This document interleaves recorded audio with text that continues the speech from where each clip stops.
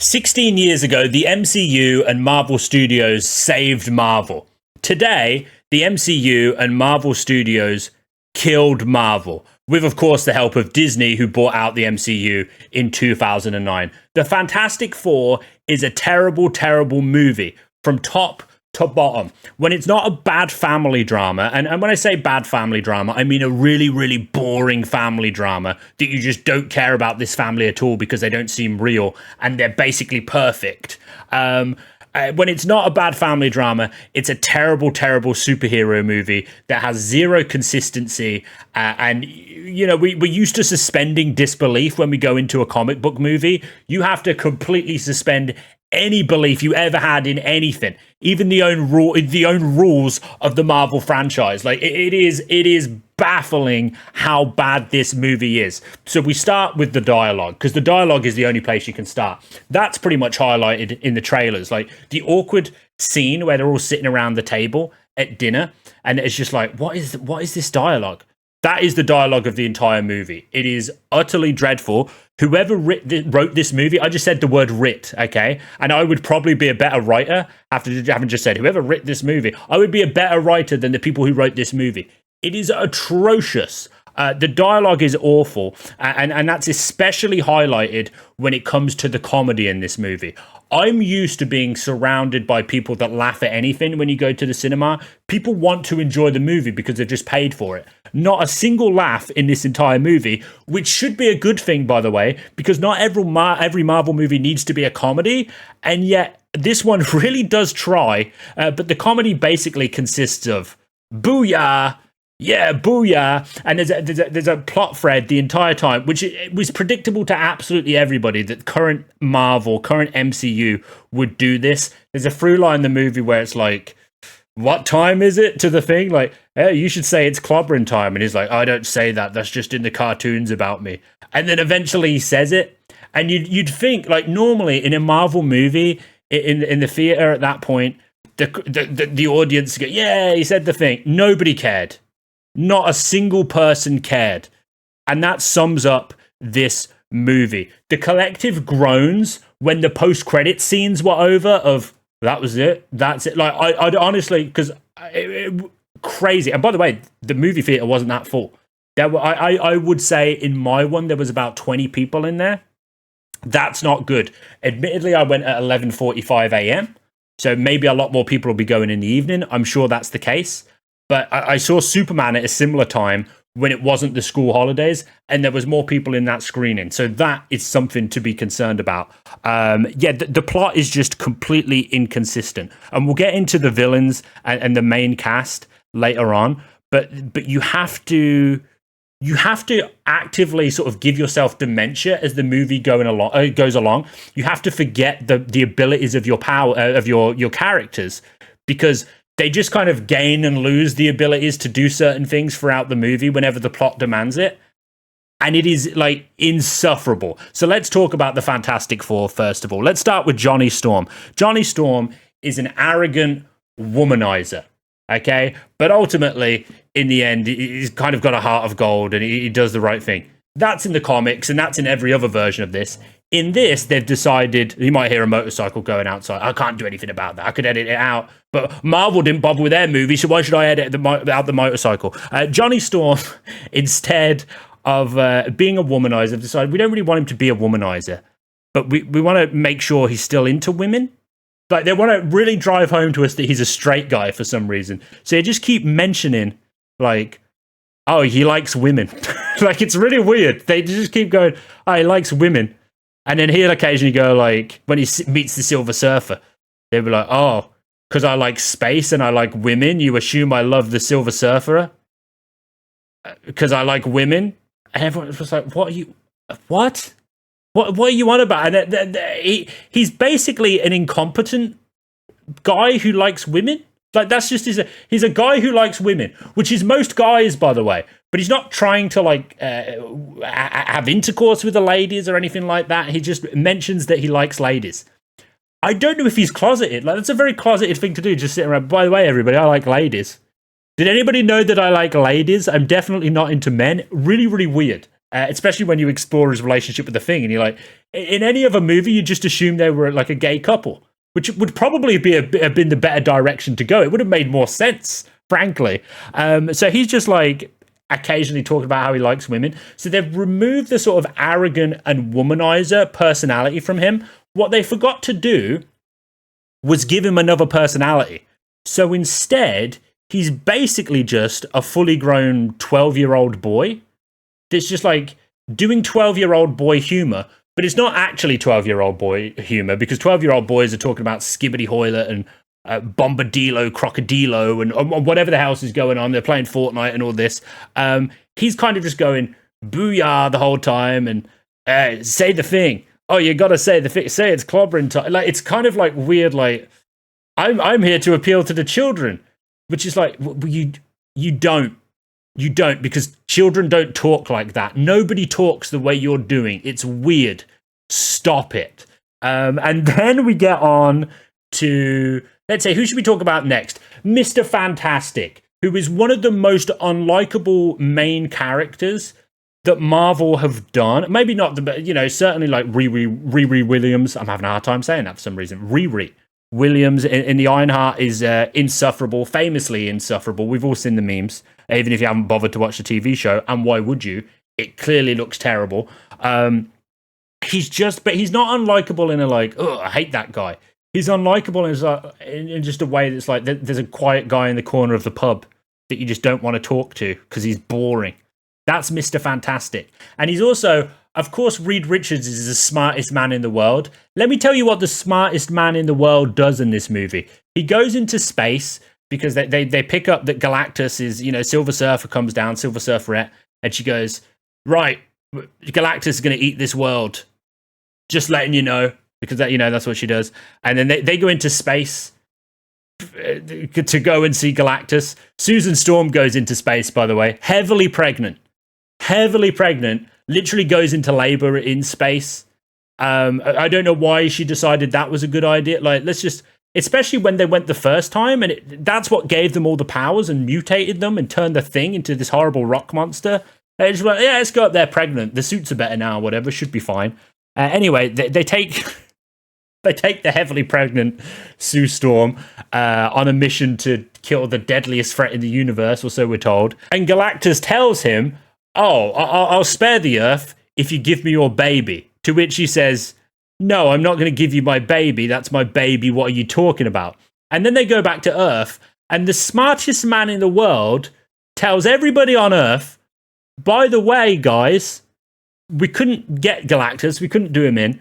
But he's made us a deal. He says if we give him our baby, the baby that none of you guys have ever met and none of you care about, if we give him that baby, all of your babies will be saved, and all of your children and all of your sisters and brothers and wives and husbands and parents and grandparents, literally everybody on this earth who you've ever known or ever will know will be saved if we give up this baby you've never met.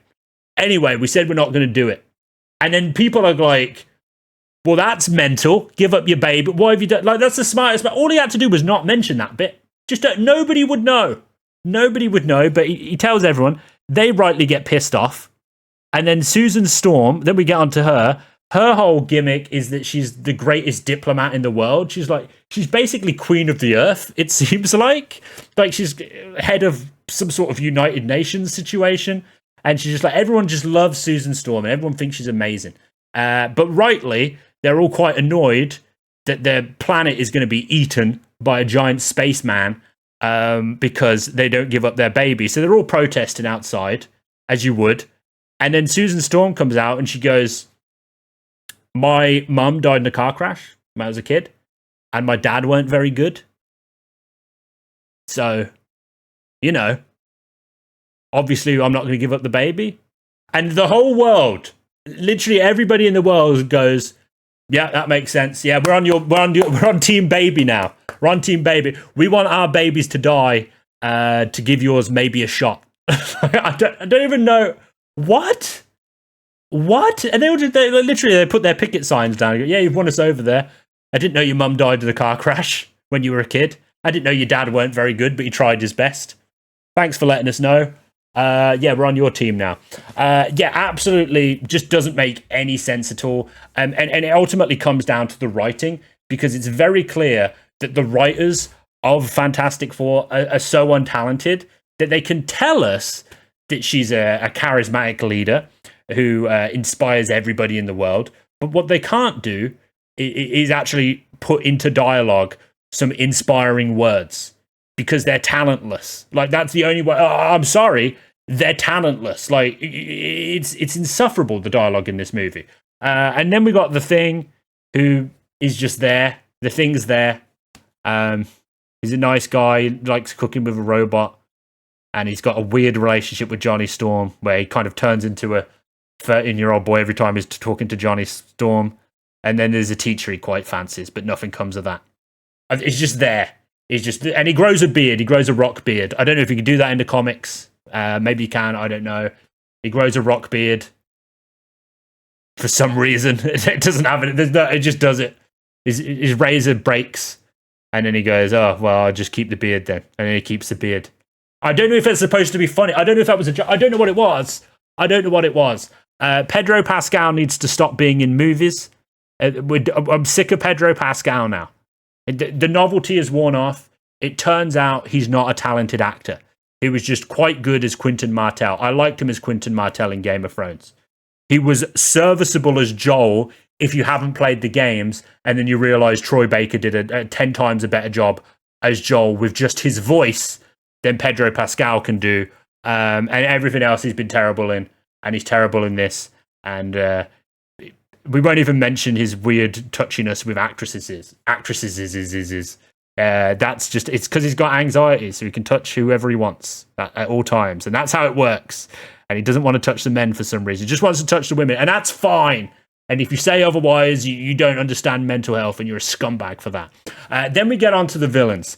This is the worst portrayal of Galactus we have seen, and we once saw him portrayed as a giant gas cloud. He is awful. And it's no fault of Finchy from The Office, who voices him. It's a great voice, but again, the dialogue is bad, and he's just weak. Like, the whole movie, we're basically told, like, oh my god, there's no way we can stop Galactus. But every time they fight Galactus, you're like, you know what? If you stopped running from him and just, like, teamed up and gave him a good going over, you'd batter that guy. Like, you destroy him and his weird little silver servant. Like, you destroy him. You destroyed them both. They're not that powerful. But we just keep getting told they're powerful. Like, the first time they meet him, they run away, and they do quite significant damage to him. He's in his spaceship. They're in there. They damage the tubes. They're hitting him. When he comes to Earth, they like blind him for a momentarily, but then they run away. It's like, you just made him weak there. Maybe do some more stuff with that. It's weird. And then, again, a huge issue with this movie is the inconsistency of their powers. Galactus has telekinesis, okay? So we see him be able to lift stuff and people with his mind. And then there's just occasions where it'd be like, okay, Susan Storm's doing all this, just lift her up and restrain her arms like you did before. Oh no, you can't do that now. Oh, the Human Torch is coming at you, trying to push you into a portal. Just use telekinesis to push him away. Oh, he can't do that now. Like, just, I don't understand. And he is so weak that literally, like, Galactus, the guy who eats planets, is defeated by the Silver Surferette because she finally realizes that the planets she was sacrificing that are inhabited by people, like, she hears some of their screams because Johnny Storm plays some of the screams for her, and she's like, oh no, there's people dying on those planets. Yeah, you knew that.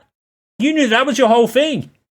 You knew that. You were aware of that. But then she hears, like, and it's not even like like a billion screams or tens of billions of screams from all these planets. It's like 5 individual screams.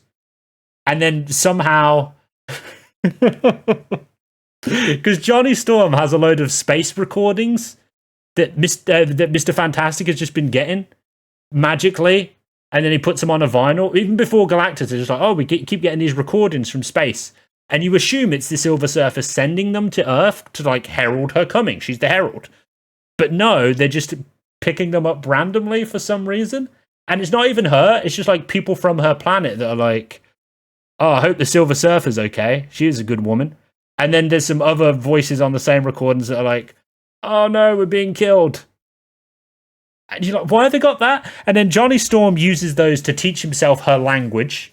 Because you can do that. If you have a 24 voice recordings of someone saying a few sentences, you can fully learn the language and say words that you've never heard before on those recordings. You can just guess what words mean. Like, that's not how translations work. You don't know. You can figure out from some words that it's like, okay, so that word, based on the context that we know hello means this, we can put that together and that probably means that. It doesn't mean you can suddenly say the word for like daffodil, for example, in that language. Like, you've never heard the word daffodil, you wouldn't be able to say that. But Johnny Storm just can magically have a full conversation with her in her own language. It doesn't make any goddamn sense. And then she realizes, oh, goodness, I'm killing people. That's bad. And then just changes her mind about being Galactus's herald, because apparently you can do that. And then they're pushing him in. The whole plan to take down Galactus, once they realize they can't teleport the whole Earth. We're just going to touch on this now, because there's no structure to this review, because it's mental. The whole thing is mental. There's no logical place to start or end. Their whole plan to defeat Galactus, who clearly they could beat up if they wanted to, but they've decided, no, we definitely can't do that. We're going to teleport the whole Earth to another to another solar system, where for some reason Galactus won't be able to find us.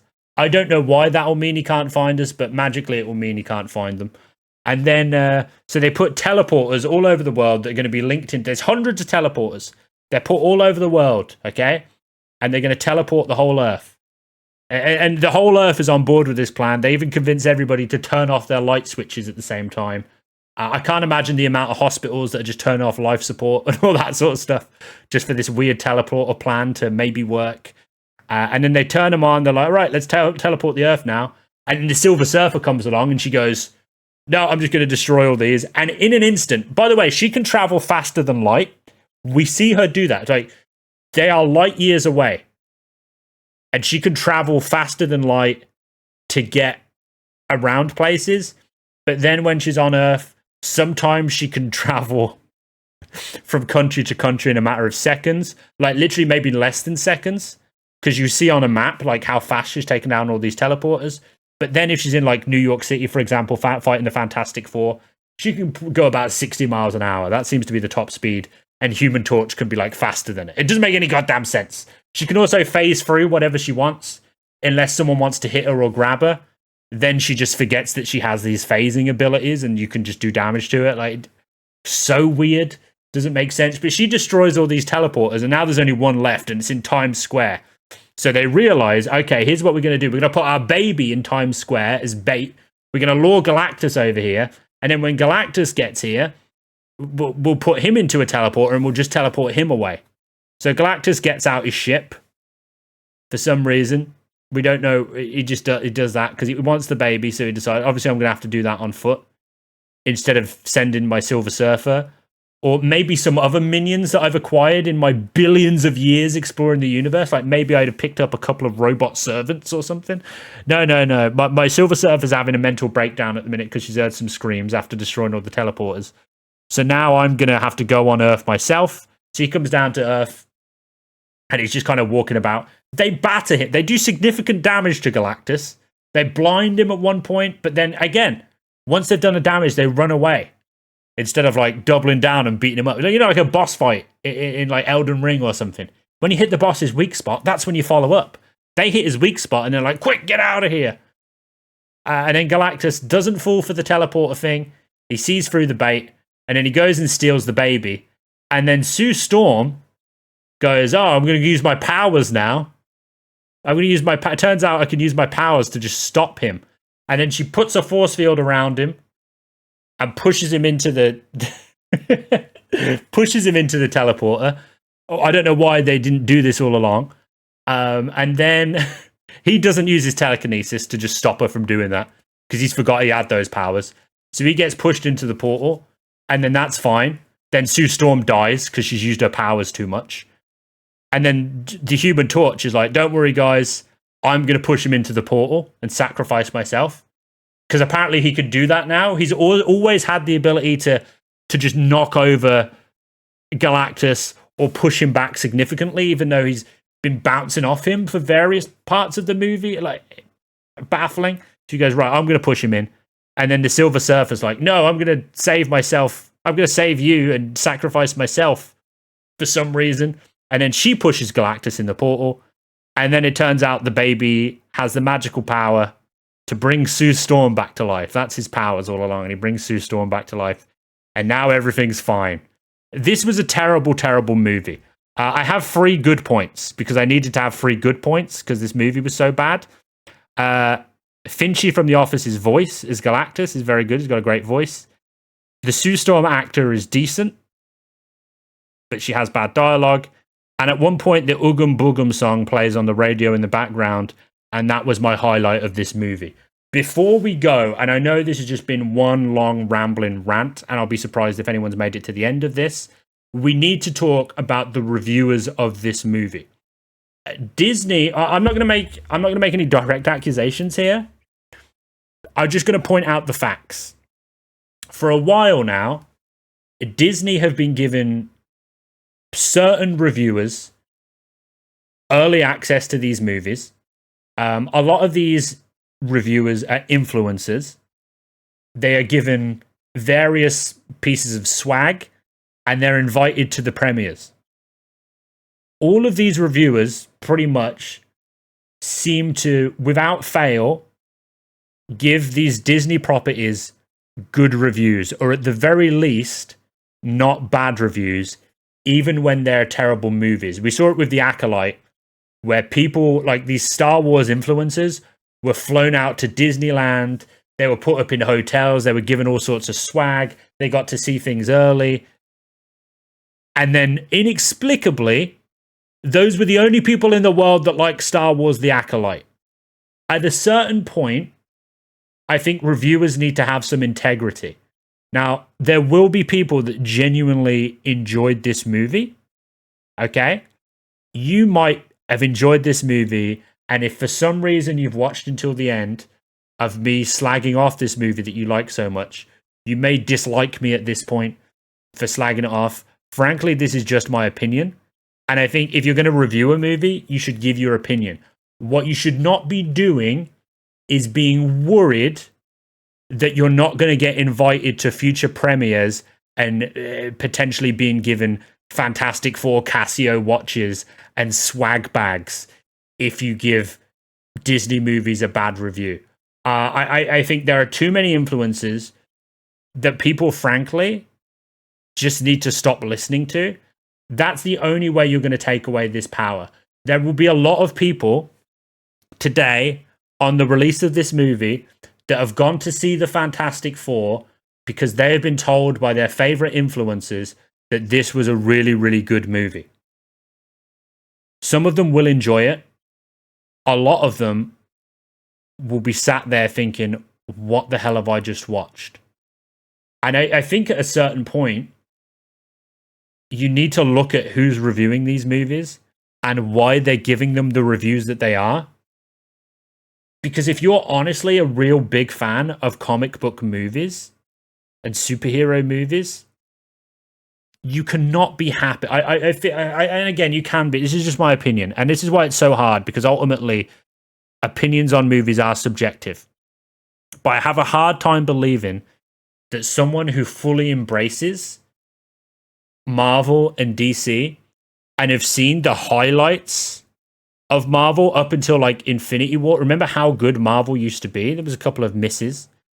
For the most part, it was really good. And these people have seen all that. They've seen all this excellent stuff.